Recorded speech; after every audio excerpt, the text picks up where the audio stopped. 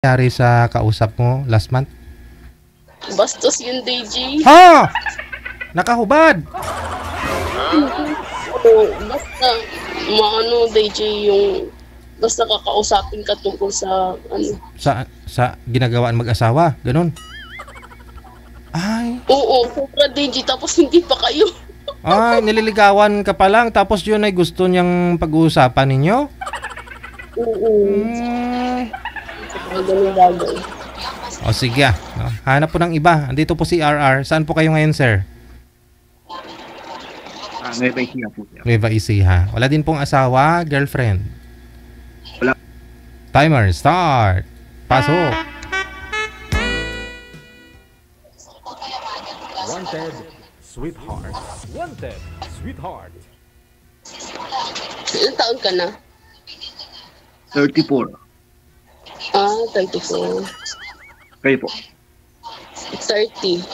Single mama ko. Taga saan? Cebu. Ilan ang ano? Isa. Ilan taon na? Ikaw? Wala. Talagang kahit kailan hindi ka nakaranas ng living partner? Wala. Okay. 34. Ang tanda na nun, ah. Grabe naman sa... Takto lang. Oo, kasi 34. Ano na rin, may edad na rin. Ka-live-in, sir? Hindi pa kayo nagkaroon ng ka-live-in? Wala. Anong pinagkakabalahan mo ngayon? Parang ako atang nag-i-interview ngayon. Wala naman. Ano? Nagdadrive. Driver. Wala kang trabaho? Driver. Tricycle. Ikaw? Dati akong OFW din. Ngayon nag-i-stay ako. May pinagkakabalahan pa kasi ako dito sa Cebu kaya hindi pa ako bumalik. Saan? Saan magaling? Saan bansa? Saudi ako galing. Anong trabaho mo ngayon?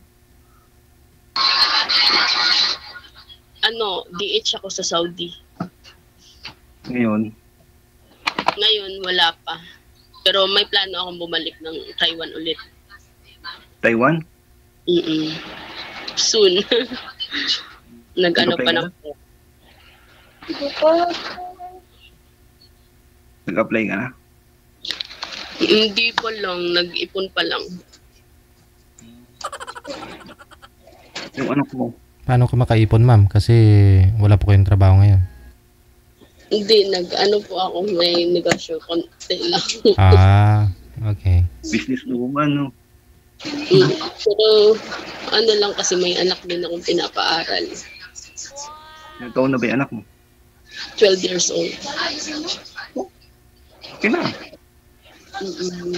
Kaya, yun talaga todo ipon. Nandito kasi ako sa nanay ko. 12 years. Ilang taon ka na? 30. Pero may bahay ako sa Caloocan. Saan? Yan, sa Cebu. Hindi, sa Caloocan. Ba't nandiyan? Sino po nakatira dito sa Caloocan, ma'am? Ulo po. Wala. Saan po sa Caloocan? Paupahan na lang natin. North Caloocan po. Saan po dito? Sa North? Sa papuntang Tungpo po, Malaria. Sa Malaria. Yung matraffic? Po. Paupahan natin, ma'am. Malaria. Anong street po dyan? Kasi, ano po yung mga...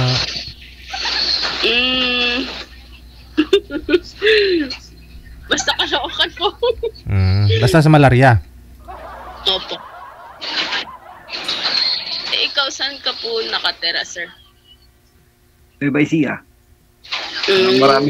Maraming tricycle.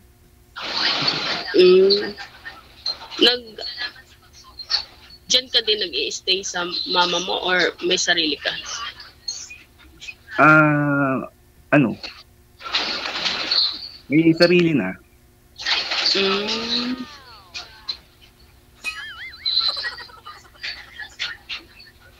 Ano pa ba itong... Magsalita ka naman kasi parang ako nag-i-interview dito. Uy, kami ko na rin yung tanong sa'yo ah. Ba't hindi mo pinaupahan bahay mo doon sa Caloocan? Paupahan mo kay DJ. Sayang, kaysa natetenga. Oh, Kasi malapit sa station. masisira po yun pag walang nakatira, ma'am. Titira mo kami doon, babalik kami. Mahal pa naman ang upahan dyan. Pang upa dyan sa ano. Saan po banda? Sa may sa Pangpalat? Sa LTO banda? Saan po banda? Saan sa Malaria, ma'am? Ano? Sa village po ba? Papasok po ng, mismo talaga yung may stoplight, papasok. Ah. Papunta pa ng ano, sa Pagita, gano? Sa way ng ano, ng Patala po. Patala. Ah. May paupahan mo doon, maraming mga paupahan doon eh. Alam, minsan walang tubig diyan. Mahal po. Sayang, mahal pa naman yata ang upa sa mga ano. Mahal ang upa sa Maynila. Kaya nga. Sa mga province na ano talaga. Gano'n ba katagal na tenga? Ano pa? Gano'n nakatagal? Walang nakatira. Bago pa lang, months pa lang kasi ako. Kakauwi mo lang. Opo, kakauwi ko lang. Kaya nga, mabubulok yun pag walang tumira. Hindi, konkreto naman at saka 8 palapag yun eh. Kaya nga. Yun naman dude. Maliit lang na bahay yun. Tirahan niyo pong dalawa pag lumuwas kayo ng Maynila, sir. At least may titirahan ka na rin dito sa Maynila. Oo, ano, bandang Caloocan, ano.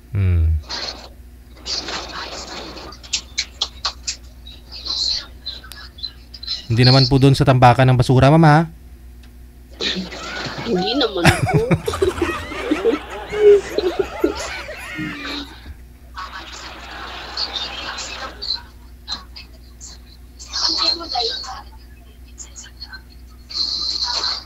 Ano na, matamimi na.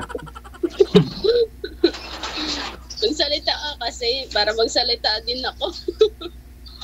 Yan lang, tatanong nga ako sa'yo kanina eh. At balikan lang.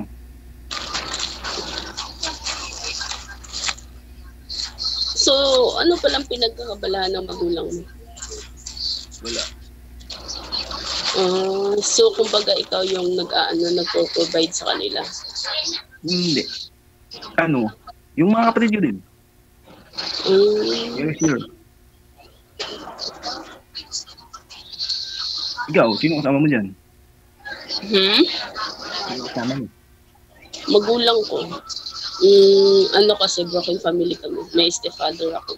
Pero nakabukod kami. Iba yung sa kanila, iba rin sa amin. Ito ng kapatid. Ano? Cebuana ka, Cebuana? Bisaya. Ikaw, ano ka? Ano? Tagalog. Tagalog. Pero hindi ka nakakaintindi ng salitang Bisaya. Hindi. Tagalog lang kasi mga salita dito. Grade 6 na anak mo, no? Oo, grade 6 na. Bae? Oo. Diyan nag-aaral. Oo. Kaya nga dito ako umuwi. Pero pag graduate niya, ano kami ng Caloocan, uuwi kami. By April. Kasama mo na siya doon? Nag-transfer na siya? Sasama mo na siya doon? O, yung magiging kasama niya pag umalis ka? Hindi, ibabalik ko siya dito ulit. Paano kung mag-aaral siya doon tapos...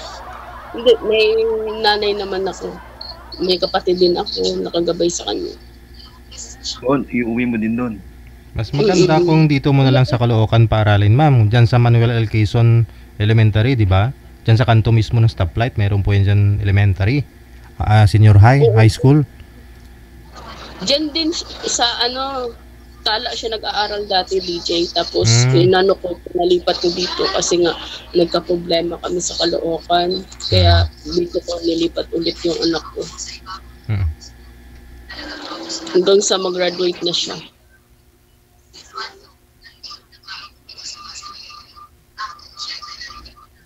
Ikaw, kahit kailan hindi ka nagka-jowa? Meron naman, pero wala eh.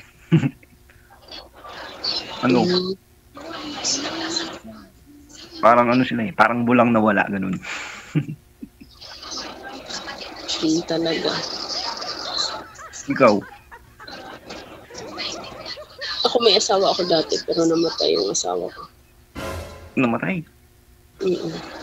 Paano? Nagkasakit siya dahil panainom siya ng Sting, mga energy drink. Kaya yun. Kala ko namatay dahil sa stress sa'yo eh. Hindi naman ako nagbibigay ng ulo. Yun pa nga yun eh. Dahil binubugbog ako dati nun. Sumobra sa lakas, Siguro nga. Kasi yung yan eh. Side effect ng inom ng mga energy drink.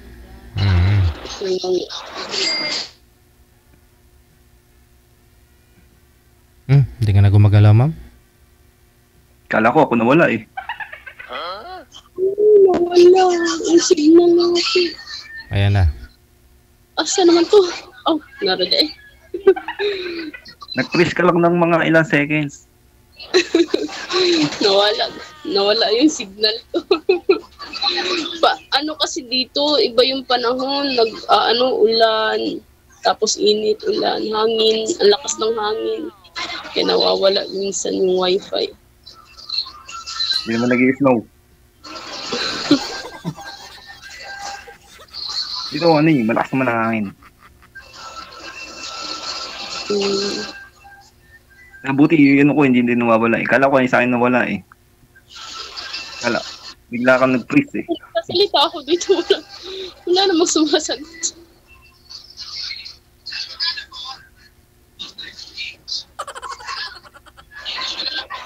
Ano?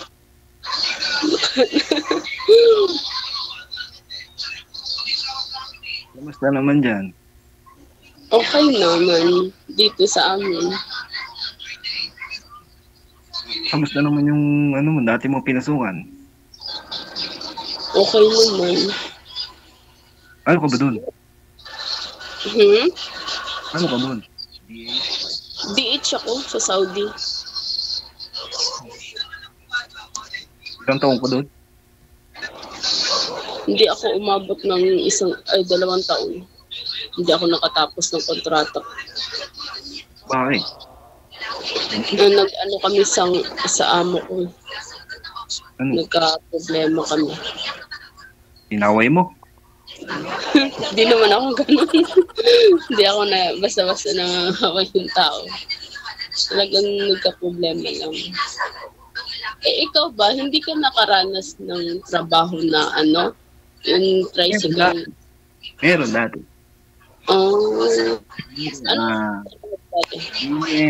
Nag-rider, country, action.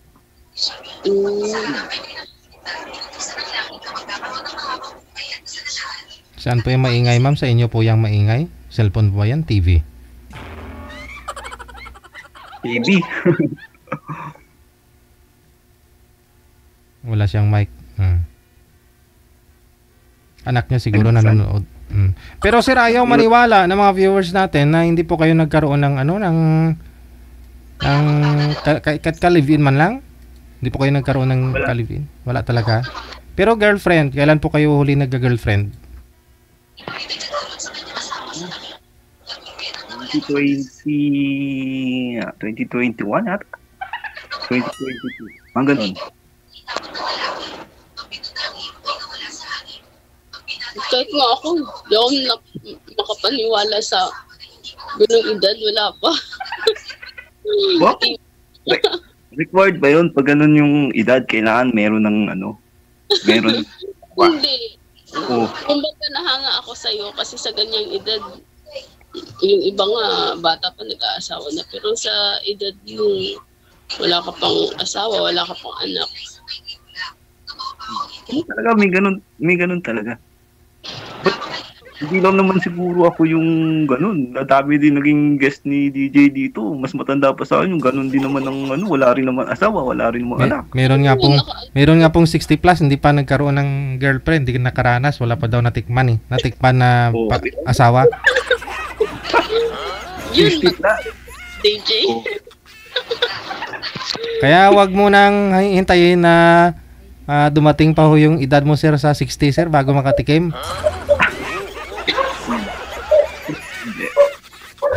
Malay mo, sa may susunod, meron na. Malay mo, yung kaharap ko ngayon, di ba? Di mo masabi. Hindi ko magkaintindihan. Di mo masabi. Okay. Tapos Pag-ibig nga bulag eh. Di ba? yung isa nga, loko, tapos yung isa, ganun daming problema. Balik po tayo doon ma'am no sa nakausap po nyo last month. Ano po yun? Binlock mo siya? Upo DJ, binlock ko siya. Oh, parang mabait naman yun yung makipag-usap sa'yo. Parang mabait naman DJ, pero araw-araw siyang lasing, tapos basta nagsasalita siya kung ano-ano DJ. Ilang sali mo na ba dito? Pangatlo na yata. Ilang sali mo na? Pangatlo na to. Grabe. Ba't hindi ko napanood yung mga episode ng sayo? Dami ko napapanood dito. Kaya ulit-ulit ko nga yun eh. Sabi ko, ang bait-bait naman ng tao na ito pagkausap. Tapos, pag kami ganun pala yung baka pinabura mo kay DJ. Kaya hindi ko mapanood. Hindi, anong petsa po yun ma'am? Anong petsa po kayo sumali? I think last month? Last month, mga anong date? Anong araw? 20. Mga January 20, ganon. Tingnan ko nga. Pagkatapos, birthday ko yun. Okay. Ano pong title nakalagay po doon sa sa video ninyo? Nakalimutan ko eh. Pero titignan ko mamaya. Hinahanap ko nga dito eh. Naalala ko rin yung kausap mo, parang okay naman yung makipag-usap sa'yo. Mabait talaga siya DJ pagka siguro pag nakainom lang siguro siya, ganun talaga siya magsasalita. Pero tingin ko kasi sa kanya mabait siya. Ganun. Parang ako ba nakita mo doon? Parang ano ba tayo? Ano po yun ma'am, mga private na yung mga pinag-usapan, yung mga topic niya sa'yo? DJ, sobra. Tapos, nabigla nga ako, DJ, one time ba? Lasing na lasing siya, DJ. Tapos, pinakita niya sa akin. Aragay! DJ, ano pa lang, nanliligaw pa lang siya sa akin, sabi niya. Sus! Kahit sino naman siguro, mamimiss yung ganun. Siyempre, ikaw nakaranas ka na rin, di. Mamimiss mo rin yun, sabi niyang ganun. Kaya pala ang daming asawa nung DJ. Tatlong beses ko yung nakapag-asawa. Parang una, iniwan siya. Yung pangalawa, ganun din. Pero dalawa yung anak niya nun. Tapos nakapaghanap pa daw siya ng mga jowa, sabi niya. Chikboy, no? Mga jowa, ano? Grabe, kaya pala nauubusan ako eh. Kinukuha niya lahat.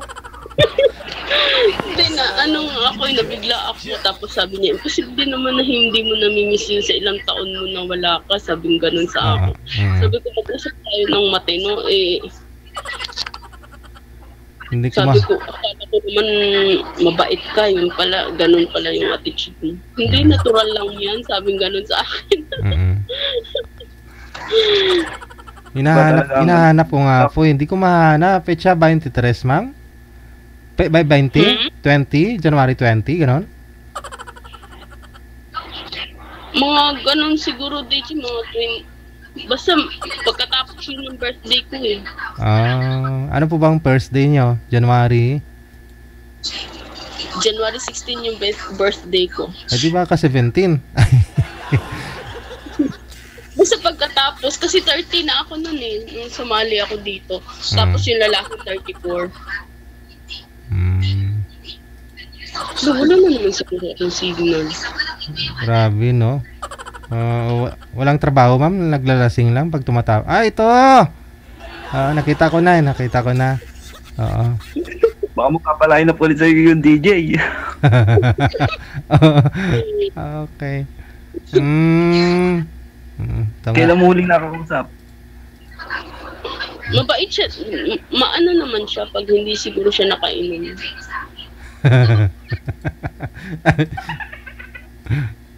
Kaso pag nakainom, wild na, no?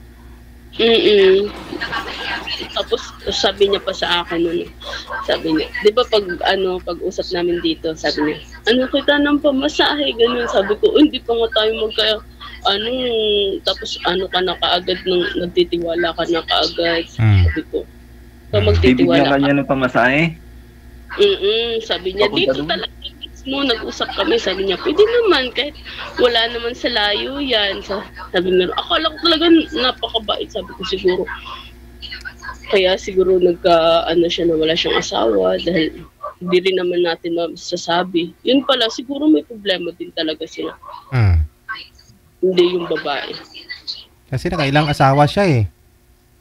Oo, ilang asawa na nga DJ, kaya sabi ko, kaya ka pala siguro iniwan ng asawa mo kasi kapag lasing ka, nagaganyan ka, kung ano-anong inaano mo sa sarili mo. Pero may trabaho siya DJ, instruction worker. Pero pinakita sa'yo ma'am, di ba? One time nung tumawag siya, anong nakita mo? Ay, naku DJ. Angry Bird. Angry Bird. Ano nakita niyo ma'am? Angry Bird. Sabi niya sa akin, imposible naman hindi mo ito na-miss, oh. Ano na lang talaga ako, huloy, Diyos ko. ano naman reaction mo nung nakita mo? Pinatayan ko talaga siya agad. Sabi ko, wala ka namang modo. Dapat ilagay mo yan sa lugar. Kung siguro kung maging tayo, darating naman tayo sa ganyang bagay. Pero hindi, ngayon kakilala mo lang sa akin tapos gaganyanin mo ako. Sabi ko, sabi ko lang yan. Kasi hindi magtatagal, magiging tayo rin naman. Tapos pupunta ka na dito, sabing ganun.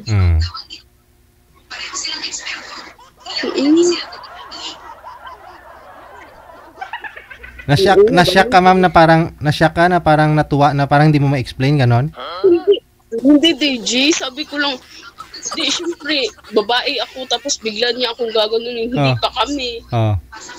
Yung parang ako na, wala naman siyang respeto sa akin, porket single mom ako siguro, ba't ganun attitude niya sa akin, sabi ko. Ano po yun, parang binigla niya, pag sagot mo ng tawag, pinakita niya kaagad o tumagal-tagal na rin? Hindi, DJ, nag-usap pa kami, matagal pa kami nag-uusap noon. Panay sa akin, araw, kahit nagtatrabaho siya, DJ, nagtatawag siya sa akin. Wow. Tapos pag, alas 6 na ng gabi, nabigla ako, bakit bigla siya nawawala. Yung pala, nakainom na siya, alas 8 siya tatawag sa akin. Yun talaga, sobrang lasing siya noon. Tapos yun na, sabi niya sa akin, imposible naman na hindi mo to na-miss. Yung ganun. Kaya, hindi umabot ng 1 linggo siguro, DJ, na nagtawagan kaming dalawa. Paragoy. Pero paano nyo po tiningnan, ma'am? Gumanon po ba kayo? Yung nakasarado po yung mata mo? Tinakpan yung mata mo? Ano? Hindi, pinahan ko na siya diretso, DJ. Na-please ka. Parang naghang. Ano ka ba? Siyempre, ginanon ko talaga siya. Ano ka ba? Wala kang kapatid na babae?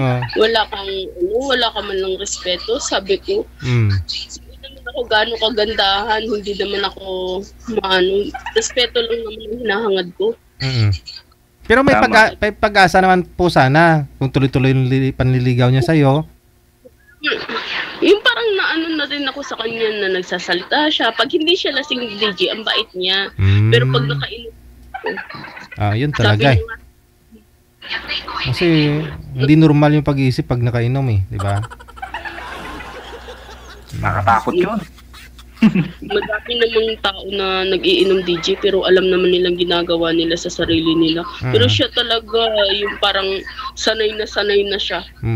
Alam niya po yun. Sinadya niya na yun. Hindi yun sabihin na aksidente lang. Hindi Umugot alam lang niya ng naman. lakas ng loob sa alak. Para maano sa'yo. Sabi ko, ganun pala yung Dapat yung screenshot mo, ma'am. Hindi ka na gumagalaw. Ayan, ganyan yung naging reaction niya, DJ. Oo, parang na-shock, sir. Surprise. Parang naliitan si ma'am. Parang ganyan siguro yung mata. meron na.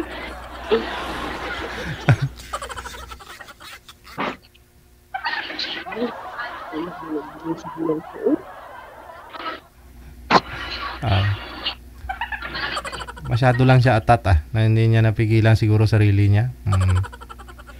Yun, talaga ako DJ, nabigla ako, sabi ko, hala ko, Diyos ko, sabi ko. Nabigla ka? Una, hindi ako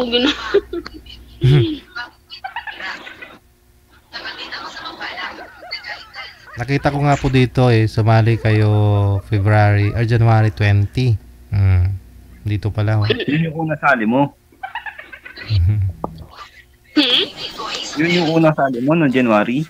Pangalawa. Yung una din, ganun din ang problema. Pero hindi naman siya bastos yung una. Yung talagang lang talaga siya sa mga anak niya.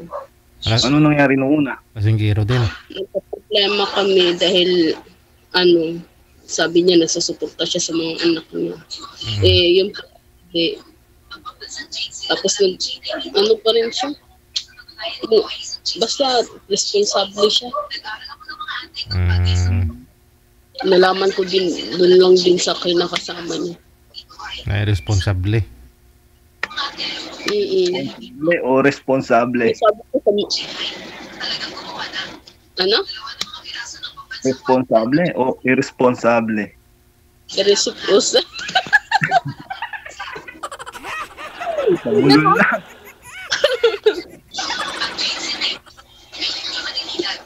Kung responsable, okay lang yun. Natural yun. Pero kung irresponsable, parang... Siguro yun. Irresponsable.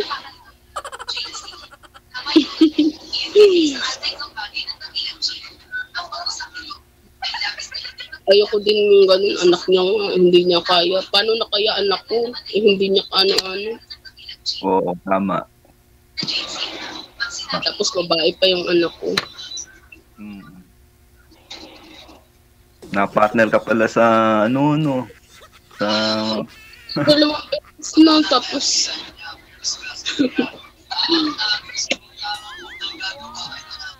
Ang susunod, pag may gumawa niyan sa'yo, ma'am, naka-ready na yung in-install mo na screen record para buong usapan nyo naka-record. Tapos, i-clip mo, i-edit mo yung, di kaya screenshot mo yung pinakita niya, pati mukha niya.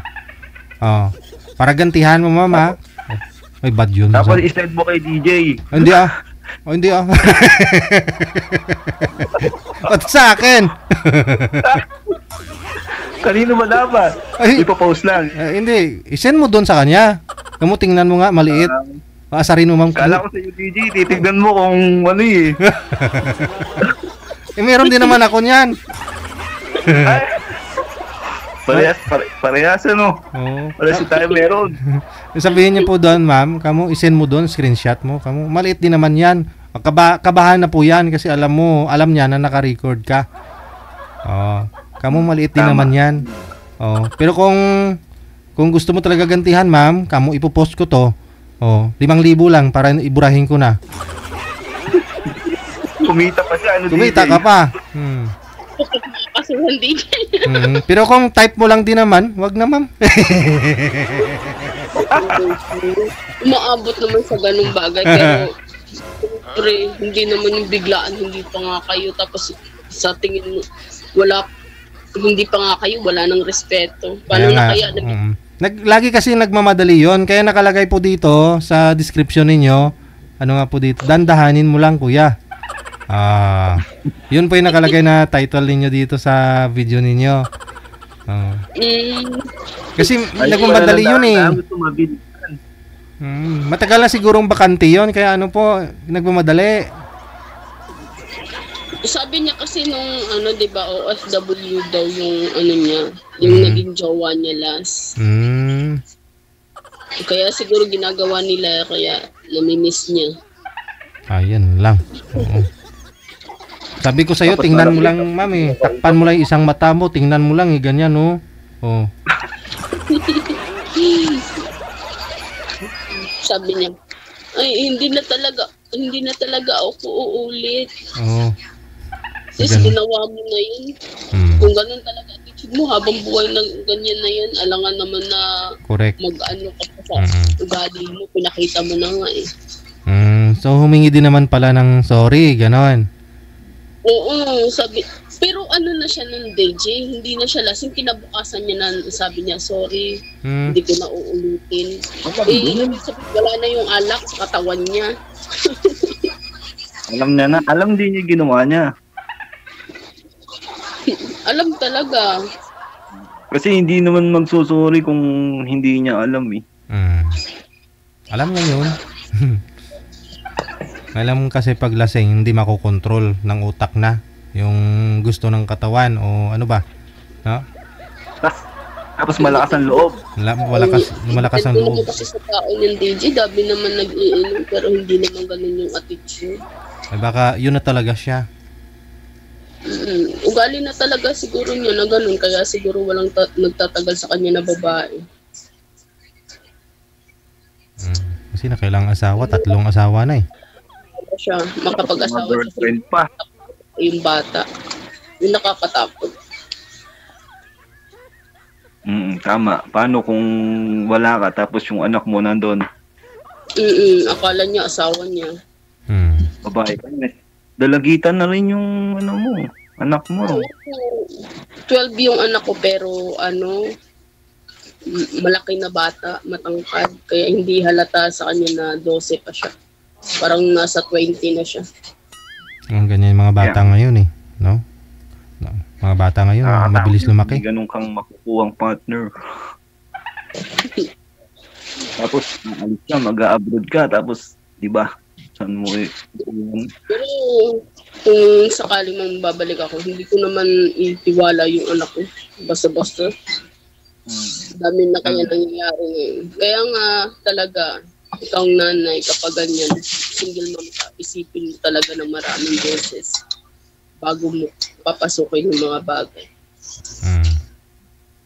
Tama nga. Kasi anak ng babae, kahit nga lalaki, dapat isipin mo talaga ng madaming beses. Kasi yung sa pagkakasawa, di naman na isauli mo lang, ganito ganyan, okay ka lang sa mangyayari. Dapat kilalanin bawat isa. Dapat lang talaga. Dapat lang mag-isip ng hindi lang 10 beses. Dapat mga 100 beses. Ganun. Yung ako sa kanya, sis, naku, sinabihan ko talaga siya, paano ikaw yung naging asawa ko, no? Tapos, ang gagawin mo. Kaya nga, pwede mo ba siyang bawalan mong uminom? Oo. Hindi mo naman kasi maaano yun, lalo na pagdulong na sa alak eh. Oo Hindi na mapipigilan yun. Ikaw ba, bisyo? Anong mo sa buhay? Anong bisyo mo? Umiinom ka ba? Nigarilyo ka ba? Wala. Hindi naman. Alak, hindi din. Yossi, hindi din. Motor lang.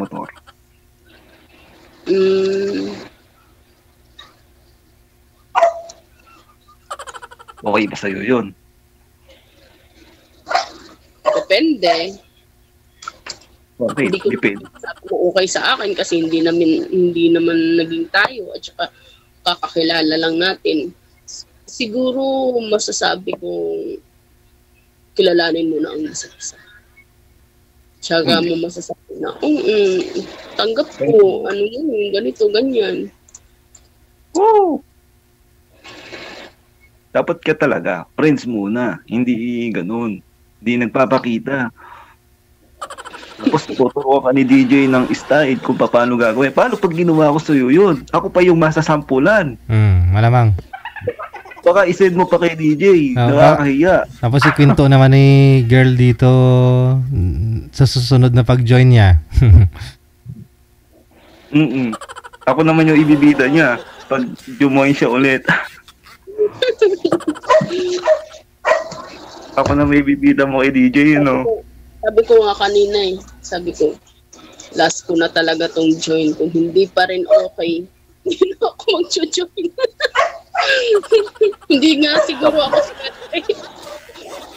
Uninstall na imo, no? Pagkala ko, ano? Pag wala pa rin, hintay lang. Focus muna sa mga bagay-bagay. Ganun ang gagawin. Ganun na talaga. Pati aso nakikisang ayon sa akin.